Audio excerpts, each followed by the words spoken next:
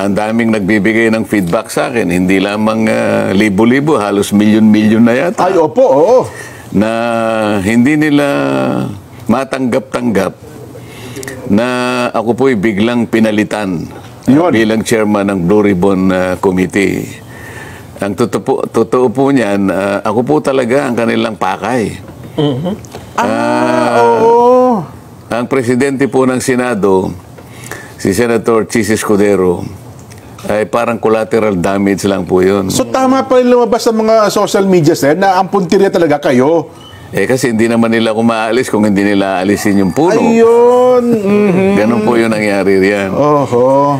Ngayon, ang medyo hindi po ako nagsasabi nito. Ito po ay kinukumpirma ng napakarami pong mga kababayan natin na hindi po nila nagustuhan yung mabilis ang pagpapalit ng liderato ng Blue Ribbon Committee.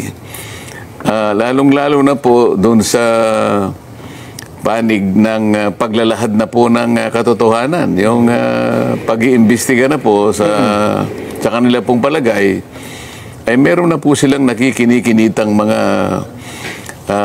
katotohanan na lalabas dyan. Papunta na po sa paghanap po natin ng kasagutan sa maanumalyang pagkakalatag ng mga proyekto na kung tawagin nga ay ghost projects. Ayun.